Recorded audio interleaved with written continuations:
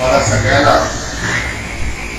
धन्यवाद देतो, कारण अशा तऱ्हेचा आनंद आम्ही वर्षानुवर्ष वाट पाहत होतो की गुरुचं चरणी श्रद्धेने यावं, कर्मतेने यावं, एक आगळ्या वेगळ्या भक्ती आणि श्रद्धेचा अपेक्षेने यावं, अशा तुमच्या सगळ्या जीवामध्ये आज आम्हाला दिसून आलं. हे बघितल्यानंतर तुम्ही बघताय की महाराजांच्या समाधीच्या पुढ्यात जे रास उभी राहिले, महाराजांनी समाधी घेतल्यापासून आज एवढ्या वर्षानंतर पहिल्यांदा अशी रास उभी राहिले.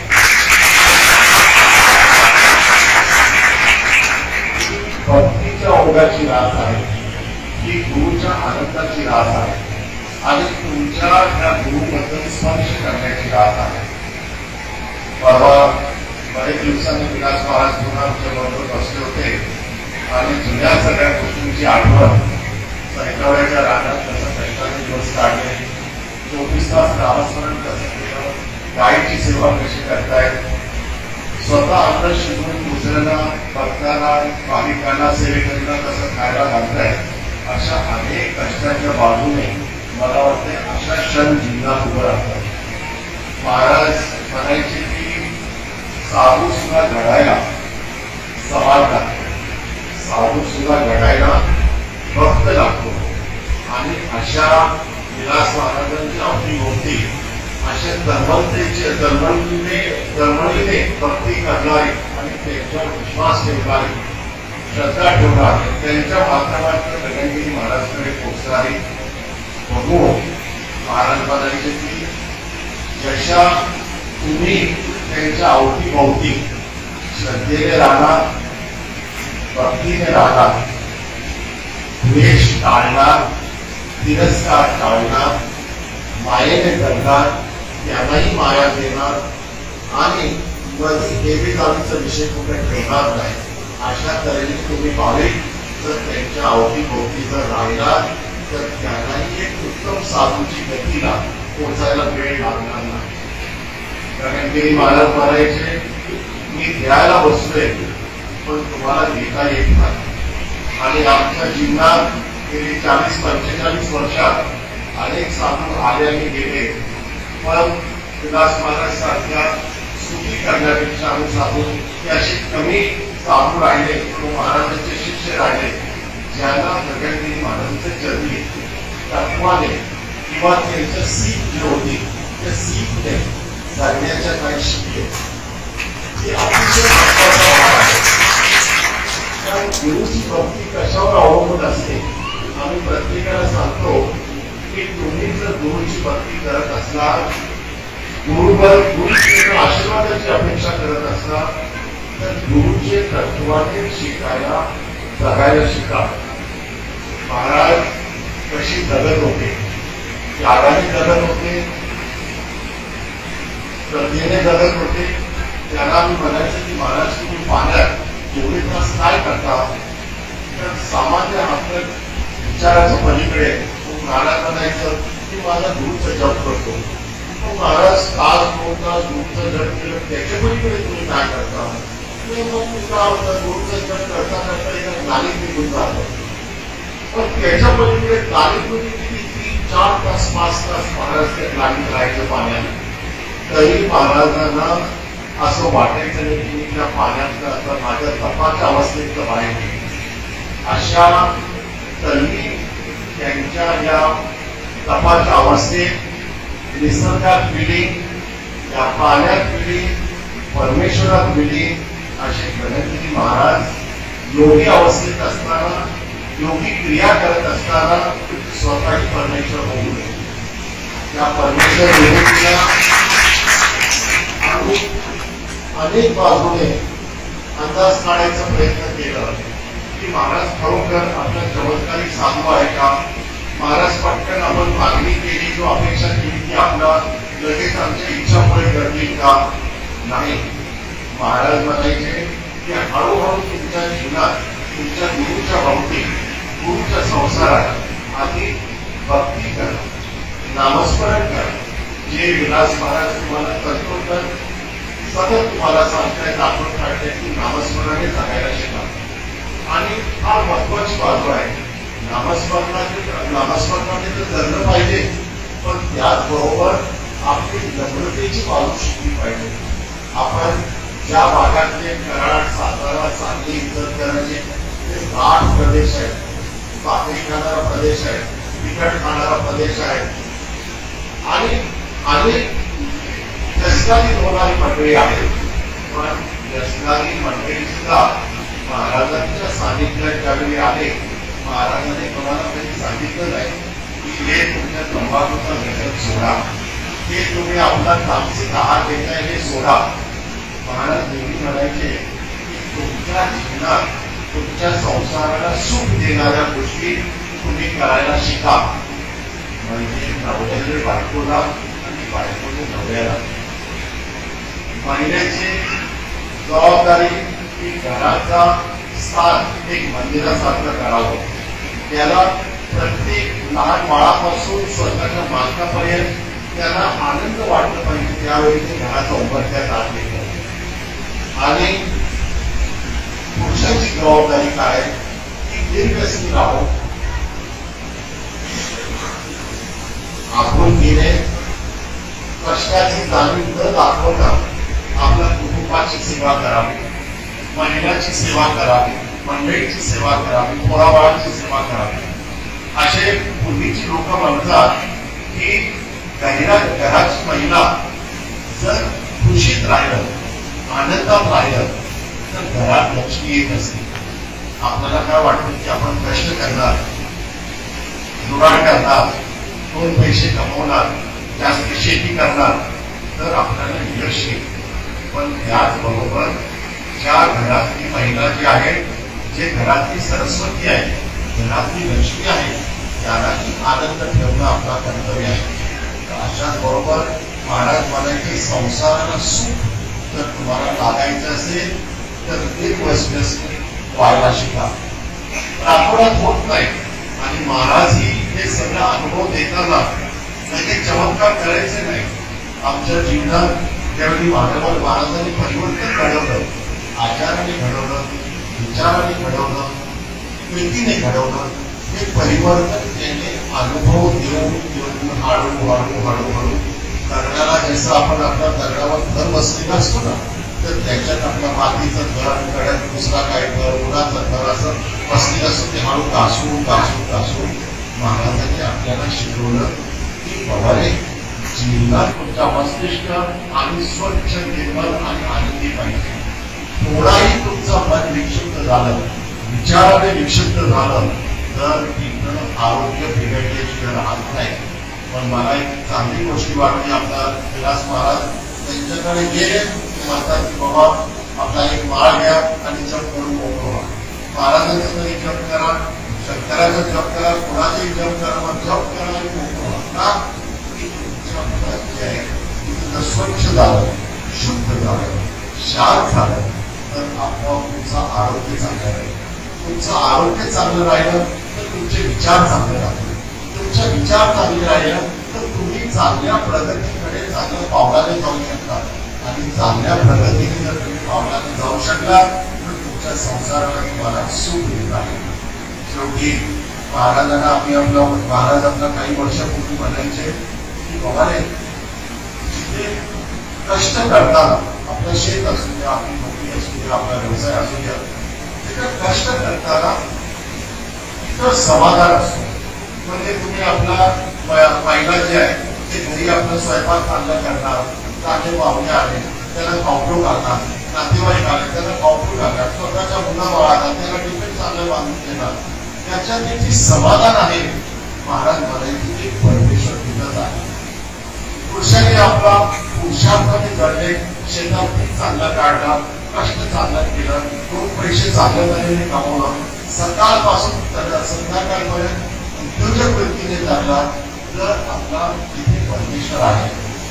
आणि तिथे समाधान वाटतं आणि समाधान जिथे तिथे परमेश्वर आहे. की महाराजांची सीम 40 वर्षापूर्वीपासून होती की जे तुम्ही कराल, सेवा कराल, भक्ती कराल, कष्ट कराल, संसार कराल, समाधानाने करा, तुम्हाला परमेश्वर प्राप्ती होईल.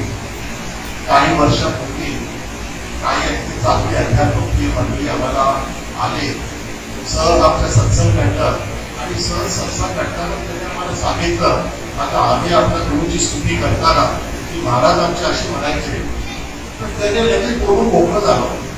ते आशिषबाई तुम्हाला वाटत नाही का बाबा ह्याच्यात सुद्धा स्वार्थ आहे? तर आम्ही लगेच पाणी झालो. म्हटलं आपलं एवढं आपण आपल्या गाथा घातलंय, आपल्या गुरुची स्तुती करतोय, एवढं सगळं मोठं होत आहे, तर त्याने सहज आपल्याला एक सीख देऊन गेलं. म्हणजे आम्हाला काय वाटतं की अशी चांगली माणसं आमच्या सानिध्यात आमच्या अवतीभोवती आले, तर ही गुरुची इच्छा आहे आम्हाला काहीतरी शिकून जावं. तर ही शिकण्याची सुद्धा तयारी तुमच्या आयुष्यभर पाहिजे. बोलता ते बोलले बाबा समाधान बरोबर आहे, पण समाधान सुद्धा गुरुच्या जगती स्वार्थाची बाब आहे. आपण नुसतं समाधानाची अपेक्षा का करायचं? गुरुने आपल्याला जीवनात जसं प्रवास घडवायचं ठरवलं ते आम्हाला कबूल करता आलं पाहिजे. किती मोठी बाब त्याने सांगितलं. त्या दिवशीपासून आजपर्यंत त्या गोष्टीला 4 वर्ष झाले. आम्ही स्वतःच्या मनाला सांगून ठेवलंय आणि महाराजांना तोच प्रार्थना करतो की महाराज तुमची इच्छा असेल त्या तुमच्या इच्छेप्रमाणे आम्हाला जगू द्या, तुमच्या इच्छेप्रमाणे आम्हाला विचार करू द्या आणि तुमच्या इच्छेप्रमाणे तुमच्या तत्वाचा अवलोकन करू द्या. आमच्या डोक्याने गाव देऊन करतात आणि त्याच्यात आपण मानव कधीतरी वाटतं की महाराजांनी आज जर आपल्याकडे दुर्लक्ष केलं, कधीतरी मग आपला प्रश्न सुटलं नाही. आम्ही इथे 24 तास जरी महाराजांच्या जगी असलं तर आमचे कर्म आमचे प्रारंभ आमच्या बरोबर आहे. असं नाही की आम्ही त्यातून काय लाभ गेलेलो आहोत. तर अशा वेळेला ज्या व्यक्तीचे बोल मला आठवण आले की गुरु नेहमी हे त्याच्या भक्ताचा शिष्याचा उत्तम विचार करतो, चांगला विचार करतो. पण तुमच्या जीवनात कमी जास्ती जरी एका दिवसात झालं, कधीतरी आपलं दुर्लक्ष झालं, कधीतरी काही त्रास सहन करावा लागलं, तर हे समजायचं की गुरुला कळतं, पण तुमच्या त्या प्रसंग अथवा त्या चुकीच्या सुद्धा गोष्टी कबूल करण्याची तुमची तयारी पाहिजे. जर गुरु सद्गुरूच्या रूपात प्रत्येक क्षणात तुमच्या आमच्याबद्दल चांगलेच विचार करतोय, तर या प्रारब्धाप्रमाणे आपल्या कर्माप्रमाणे कधीतरी चुकीच्या गोष्टी, कधीतरी चढउतार घडतं आपल्या जीवनात, हेही आपली मानसिकता पाहिजे की आपण कबूल केलं पाहिजे. अशा निस्वार्थ भावनेने चांगल्या तऱ्हेने असंच सत्संगाचे आम्हाला विलास महाराजांच्या अवतीभोवती दिसू द्या, सत्संग वाढवू द्या, माणसाची भक्ती वाढवू द्या आणि महाराजांचा अनेक आशीर्वाद तुमच्या पाठीशी घेऊ द्या असं सांगून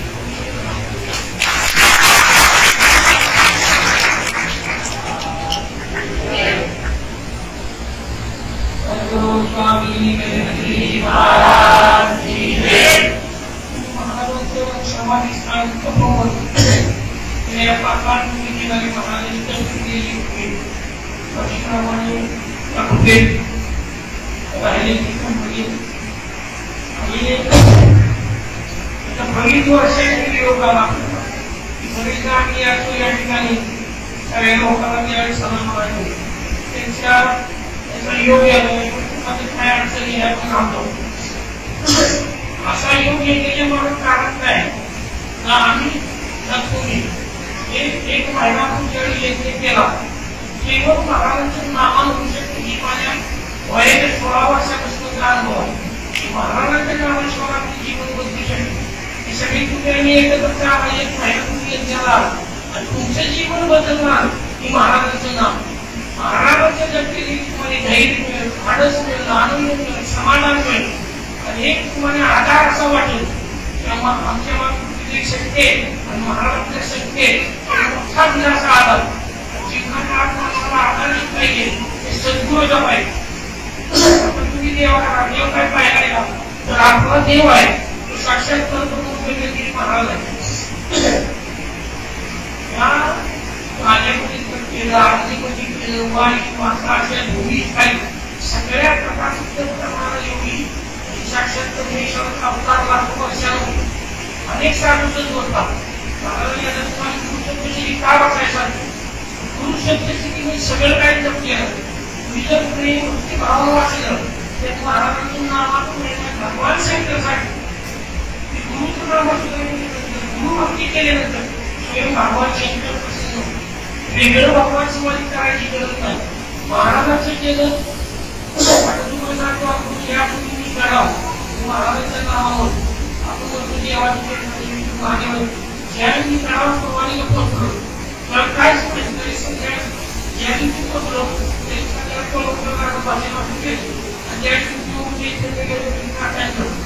त्या सणाला संध्याकाळी मुखाचा अंदाज जी पहिली महाराजांची जप करतो जीवाला महाराजांच्या महाराजांच्या त्याच्यामध्ये तिथं सुद्धा महाराजांनी महाराजा अवतार सुद्धा घेतलं महाराजांचं नाव कशाने महाराजांचं नक्की भगवान शंकर दिसत महादेवासाठी ना की महाराज दिसत म्हणजे गुरु तोच ईश्वर आहे. आपण वेगळं करतो भेद हा फक्त तिथे लागतो. महाराज तुम्हाला कधीच महाराज नाही तुम्हाला असा जर प्रवास साधन आपली निष्ठा आहे आपण चांगले आपोआप आपल्यासाठी असा मार्ग मिळून जातो. गडावरती कुठेही राहा तुम्हाला याच्यामध्ये सारी गणपती म्हणताय त्यांनी सगळी एकत्र येतो एकत्र काढायचं प्रेमाचं राहायचं कुणाला दोष पंचन करायचं काम करत ते तुम्हाला नाम देऊन सोपं नाही भेटत निर्माण ओम चैतन्य महाराजांची आरतीचा बोळा सूर्य काही सूर्य त्यांच्यामध्ये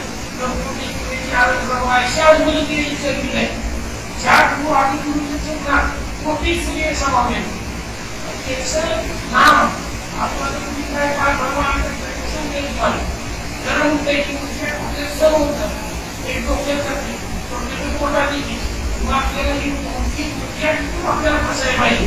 त्यांचं नाव घेताना आपल्याला वाटतं की आता घेऊन कोकण महाराज चमत्कार व्हायचे हे जिंकून टाकण्यासाठी नामस्मरण सेवेच्या आत्मेच्या पूर्ण शरीर जर आत्मा आहे तर शरीरच कसं तुम्ही आणि श्वास कसं होईल तसं सेवा करत असताना सेवा करतो तर आपल्याला लगेच त्याचे कारण काय सेवेबरोबर नाम आणि नाम जेव्हा आपण करत राहतो महाराज आपली आपण एखादं जमलो 5 मिनिट 10 मिनिट हे नाम देखील पाठायचं महाराजांचं ध्यान केलं 20 मिनिट करा ही पुढची अटल आहे पण आपल्याला सांगितलं नाम जसं करत जायचं तसं तुम्ही आपण महाराजांचं रूप आहे ही समाधीचे स्थान राखतात किती तुम्हाला आनंद मिळते. आता तुम्ही वातावरण बघताय ती वातावरण तुम्ही ध्यान करताना महाराजांचं रूप आठवलं की त्या शब्दामध्ये ती वातावरण आपल्याला आवडी होती. तुम्हाला जे मागायचं सत्संग काय ना काय मागणं ठीक आहे इथून आपल्या इथं भाग घ्या महाराजांना एक चरणाची भक्ती द्या तुमच्या कधी विसरू नये तर विसरण झाला आपण कसं भिकारी आहे आपण कसं दुःखी आहे आणि दुःख पसवायला त्या गोष्टी महाराजांच्या नाव आमची जिंदगी सगळी ह्या सर्वांनी संकटात राजकारणी संकट महाराजांच्या महाराजांना दिल्यानंतर आपण सरळ करतो आणि संकट आली वाहतो म्हणून महाराजांची महानिधी पहिली दिली आहे पुस्तक महाराजांचे त्या दिलेला महाराजांनी त्यावर तुम्ही जप करत असतील म्हणजे काय स्वतःच्या घरात वाटत आला किंवा घरात काही कुठला प्राणी आला गेला त्यावेळेला आपल्याला संकट आला त्यावेळेला आपल्याला पुढचाच मंत्र चालू इतर मंत्र मी तुम्हाला सांगितले हाच मंत्र तुम्हाला सगळं चिन्हाला पुरून त्याच्यावर गेले की तुमच्या घरात टाकायची गरज नाही आणि कल्याण नाही वरती केलं महाराज म्हणजे वर गेल्यानंतर भक्ताला कळवलं विचित्र मुक्तानी आम्हाला ईश्वर असतात तो ईश्वर येणार याला कुठे भक्ताला पाठवायचे माझ्या जो खरा भक्त आहे त्याला कुठं पाठवायची गगनगिरी महाराज नाही तुम्ही भक्त आपली सगळी कृती काढतो विचार करला तर महाराज पाठीचे तर भिवूच नका वाईट टाकायचे वाईट करून कुणाचं वाईट काय लोक मला कुणाला वाईट लिहिलेलं नाही तर तुझं वाईट सर आपण वाईट करायची दिवस कसे पुढं काय दिवस आपले चुकत नसतो विसर करायची तयारी ठेवा असं त्यापेक्षा महाराजांची गुरु शक्ती जवळ एका देवाचा त्या परवा शेतकऱ्यात काय नाही बसायचं नाही आणि बरोबर एका देव याला मला करायचं विषय देवाचं तुम्ही चालता स्वतःवरती करू शकतो सेवेचा भाग तुम्हाला सांगतो आपल्या भागातली महाराजा नाही सातारा सगळी उद्भत आहे त्यांना सगळी गणित ऊस आहे पैसा देवावरती टाकली काय समजतं काय होते आपण काय करतो काय होते की तू काय होते बाबा आम्ही कशाला काय घ्यायचा तुम्हाला काही लावलं घ्यासाठी तरी घ्या हा वाटतं याचाच काढणाऱ्याचा आहे का तसलं नाही बस आणि नावाची गोष्ट आमचं असतं आहे गगनगिरी बाबू सगळ्यांकडून आमचं लक्ष करणार अजून एक तुम्हाला काय सांगतो त्याला निष्ठा देणार त्या भागात थोडं कर्मीचा प्रकार आहे त्याच्यात कुटुंबात जीवन करण्यासाठी महाराजांचं नाम वाचले त्यानंतर विष्णू असा करणार की तो इथे जप करत असलाय महाराज आणि तिकडे आबून एक साधू तो आबून वचन म्हणाले घेऊ तिथं मागे झालं ती कुणी ताकद आहे महाराजांनी 2 लाख वर्षे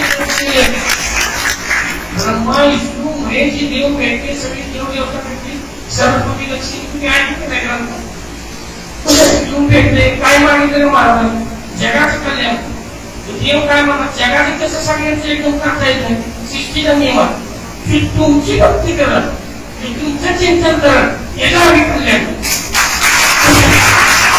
म्हणून साक्षात गगनगिरी महाराज गुरुची प्रतिमा दिसले साक्षात प्रमाण राम अवताराने तेव्हा तुम्ही कुठं मांडलं कृष्ण अवताराने तेव्हा मांडलं की एक पुन्हा राम मांडलं तसे आता आपल्याला कळायला लागलं महाराज जे म्हणते होते तेव्हा तुम्ही देव नाही मांडले होते तेव्हा नामस्मरण नाही आयुष्यावर आपण मानण्याचं जीवन जात तुम्ही मागायला सोडलं नाही सगळं काही तुम्हाला आलं तुमच्या जीवनाचं समाधान नाही कोण रुपये द्यायचे नाही काय तुम्ही तुमच्या जीवनात शांत झालं तुम्ही दुःखी नाही म्हणजे पैशाने काय आज तुम्ही सारखं म्हणजे काढून कुठून टाकणार तुम्ही पुन्हा कोणाला कसं बरोबर तसं ते त्याचं फळ पडत म्हणून महाराज जीवनात ते बघायचं आपला साथीदार दुसरा करणं महाराज महाराज सगळ्या वाटण्याच्या उद्देशामध्ये आपल्याच्या दिंडीच्या वेळी काही सगळ्या ही जी दिंडीला आलेली त्यांचे स्वागत ह्याच्या करू आणि आज करू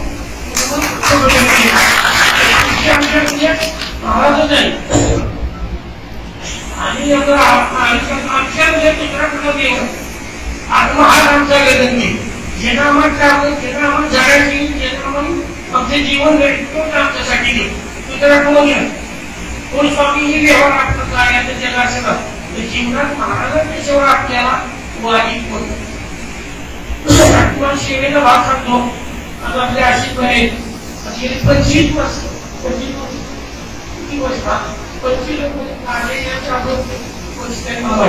25 वर्षे महाराजांची सेवा सारा कुटुंब करते आपण जरा म्हटलं आपण 4 दिवस करतो करायला पाहिजे मला कोणाच्या कामाने आपला विचार आहे का सांग आज जीवन त्यांनी आई वडील त्यांची मंडळी सगळे मी महाराजांच्या चरणी जीवन अर्पण केलं आणि यांच्या पाठीवर देव बसून जात होते आज तुम्हाला ह्यांच्या रूपाला महाराज बघा की सगळं रूप त्यांच्या पाठी देवच उतरला हे जन्म आणून न मानून त्याचा भाव एवढ्या वर्षी प्रांताला पाठी घेऊन जायचं सेवा करायचं रात्रीचं झोपायचं टायमिंग नाही दिवसा किती झोपायचं टायमिंग त्यांना कुठली विश्रांती दिवसभर महाराज बोलले आणि आम्ही असं चला बाबा टायमिंग दिवसभर जी काय महाराजांच्या तपश्चर्या गेलो पाण्यात तर यांनी बाहेर बसायचं महाराज पाण्यात महाराज आपण गाठात बसायचं 90 दिवसाला आणून बसायचं येसर तुम्ही बघितलं तिथं बापूंच्या घरात तुम्हाला माहिती असेल येसर त्याला माहिती असेल त्या ठिकाणी अशी होते त्या ठिकाणी महादेव त्या पुस्तकात फार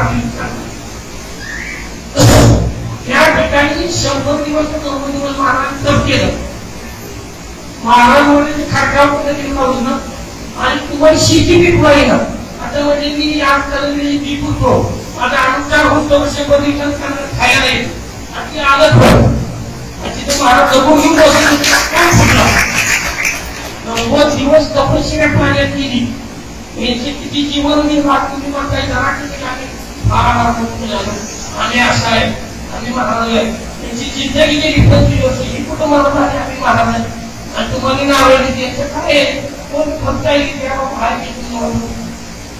ही सेवा सेवेची तुम्ही काय पाहिजे ना नम्रता पाहिजे प्रेम पाहिजे आणि अहंकार माणसाला सगळ्या जीवनाचं नाटक घेत अहंकार लवकर येतो या नावाची शक्ती पचवण्यामध्ये अहंकाराचं रूपांतर की माणसाला करू ती पटवायची असेल तर तुम्ही वेळोवेळी महाराजांचं सेवन करा महाराज सेवा अहंकाराचं बाहेर त्या लोभाचं बाहेर काढा त्या क्रोधाचं बाहेर काढा आणि ज्या ज्या तुम्ही क्रोध येईल तो वाईट विचार महाराजांचं नाव घेऊन बघा किती बाजूला असेल ध्यान बाजूला काय फक्त नावाची ताकद आहे दुसरं कोण नाही करू शकत तुमचे आई वडील संस्कार करतील सगळं तुमची हातली जी घाण आहे महाराजांचं नाव तुमचं जीवन बदलू शकते त्याच्यापेक्षा आणि तुम्हाला काय सांगणार विचारणार महिमा असं आहे सृष्टी ज्या निर्माण झाल्यानंतर भगवान आदिगुरु त्याला आदिनाथ गुरु सकल सिद्धांत मस्जिद असं म्हटलेलं आहे आदिनाथ गुरु आदिशिव आणि ब्रह्माची सुंदर अनाथ झालं जी गुरुचरणासाठी भेद आहे तिन्ही देवाचं गुरु भेद करण्यासाठी काही विषय नाही गुरुचरणानं तर ज्या ब्रह्माला मी मोठा म्हणाला विष्णू नाविक ब्रह्मा विष्णूच्या नाविक झाला विष्णू म्हणायची झाली पण महादेवाकडे गेले आदि गुरु शिव तुम्ही चरणाचा नाट्य घेऊन या आणि तुम्ही माझ्या मुकुटा नाट्य ब्रह्मदेव वर गेले मुकुटा नाट्य घ्या आणि वर गेले आणि त्याचीच फुल परमेश्वराच्या कवचावर किती युग गेलं ती वाट खाली येते त्याला काही अर्थ नाही ती ब्रह्मदेवाला भेटते ब्रह्मदेव म्हणले तुला असं सांग महादेवाची मी अर्थ बघितलं त्याला बिचारायला प्रमाणे लावलं पुन्हा गोमाता भेटली तिला ते बोलायला काम होते आता तुम्हाला सांग झालं ब्रह्मदेवाला विष्णू गेले पाच वर जातात शक्तीची वळ लागली तरी देवाचा अर्थ गुरुचरणाचा कधी अंतच लागत नाही यावेळेस शिवगण भेटले आणि ते काय म्हणले अहो म्हणते प्रभू गुरुचरणाचा अंत नाही तुम्ही तुमच्या हृदयात म्हणा तिथंच गुरुचरण भेटलं तुम्ही आनंदावरती जा त्यावेळी पाहिला त्या आदिगुरूचं चरण पाहिलं हृदयात आणि ते प्रामाणिक वर गेले देवाला म्हणले तुमच्या चरणाचा अंत नाही तुमच्या चरणच पाहिजे हृदयात तर मी कशाला अर्थ घ्यावा जाऊ आणि ब्रह्मदेव बाबा म्हणून तू म्हणजे तुझी पूजा कुठेही म्हणा तितकी कुणाला म्हणलं तू पूजेला नाही आणि घरी गावात म्हणले म्हणून कोण नर्थ खाईल मागून गोमूत्र शेण तुझी पूजनेसाठी येईल पण तुला कलियुगात कापली जाईल याच्यावरून तिला कापली जाते पण त्या कसं घडलं की महाराजांच्या चरणाला अंत नाही ती गुरुतत्व आणि ही गुरुतत्व ही एकच आहे एक गुरुतत्व एकच परमात्मा म्हणतात संतांचा सद्गुरु कोण आहे परमात्मा तो परमात्मा तुमच्यावर आहे तो निर्माण त्याच्यापेक्षा दुसरं काय वाटेल नाही त्याचं चिंतन करा त्याचं मंथन करा त्याचे ग्रंथ घ्या वाचा बाबाचं रूप आठवा जीवनात महाराजांच्या गोष्टी कसं जीवन महाराजांचं कसं काय केलं आपल्या जीवनात मत काय का म्हणजे तुम्हाला धाडस मिळत आहे आता बरीचदा मला कुठलाही त्रास झाला महाराजांचे एवढं देवा हात बघून सण करायचं त्याच्या काय महाराजांचं नाव घ्या सण शक्ती ईश्वरला मारा तुम्हाला जेव्हा जेव्हा सण करायची शक्ती देवाला मारा बाकी काय तुझं नाव सजत मुखात राहतो दुसरा कुठला देव भगवान शंकर हेच आहे भगवान विष्णू हेच आहे ब्रह्मा विष्णू महेश आदी गुरु सगळं गणगिरी महाराज तुम्ही काय देव पाहायला नाही का तुम्हाला दिसलंय का सगुण आणि निर्गुण त्याचं मूळ सद्गुण सद्गुण शिवाय तुम्हाला वाढावं सद्गुणाच्या शिवाय तुझ्या आहे तुझ्या पाशी घरी जागा तुमचा प्राप्तीचा जीवनाचा मित्र कोण आहे जवळचा कोण आहे सांगा तुमचा प्राण जीवनाचा श्वास ठरला तर तुम्ही कुणाला मित्र नाही मानत. तर श्वास ही तुमचा प्राण आहे. श्वास ही प्राण आहे. भरपूर आत्मा हा ईश्वर नामचा आहे. तो प्रकाश म्हणजे गुरु आहे आणि श्वास म्हणजे शिष्य आहे. दोन्हीचं मिलन अंतर्मन आणि बाह्यमन. अंतर्मन ही आत्म्यात येते ती सत्य बोलते. बाह्यमनाच्या साखर नामाने बाहेर नाही. ते अंतर्मन ती गुरु आहे. कधी महाराज आपल्या आड बसले अंतर्मन सत्य सांगत आणि बाह्यतून नवा आपण त्या नवा बाह्यतून अंतर्मनातला साक्ष चिंतन करायची आग येते. आग येणे हळूहळू सत्याचा प्रकाश आपोआप सत्य कुणाला सांगायला लागत नाही. ते तुमच्या हृदयातच प्रकट होईल. सत्य सत्याला प्रकट होईल. सत्य कोणी तुम्हाला सांगून होत नाही. आता ही सांगितलं तुम्ही अनुभव नाही घ्यायचं कसं होणार. तर ध्यान करा, जप करा, चिंतन करा आणि सेवेची उदर समोर बघा. आयुष्य गेलं त्यांच्या सेवेमध्ये तुम्ही किती करा सेवा. माताजी जाऊन वाटून करा, घरात सगळं करा. त्याची तर करा, आई वडिलांची सेवा करा, महाराजांच्या मठात महाराजांची करा आणि मठात एक सगळ्यांनी एकत्र आले घेणार ठेवायचं. कळपणी ग्रुप मी कधी ग्रुप ठेवलाय. जीवनात माझ्या आगावर 30 वर्ष होऊन गेली पहिल्यांदा गर्दी आहे. का कळपाला राहिले कळप ठिकाणी तुम्ही जर सरळ एकत्र येणार असेल तर वर्षाला मी 2 महिने पण कळप घेऊन ग्रुप वेगळा घेऊन ग्रुप असला असेल तर मग माझ्यावर तर एकत्र येऊन सगळ्यांना तर 5 एकत्र कळप तुमचा कसा वेगळा. महाराज आपले सगळ्यांचे एकच बाप आहे. तुमच्या मनात प्रमाणे विचारी केली पण त्या आपण सावध राहायचं. महाराजांच्या कारण महाराजांना अशी दुर्बुद्धी नको इकोप्यात राहू दे आणि तुला घरी गेले तुमच्या घरात जाणार तुला एकोपा गाव तुम्ही व्यवहार कामाने तिथं घेतला मंदिरात मठात तुम्ही एकत्र राहायचं ही महाराजांनी शिकली.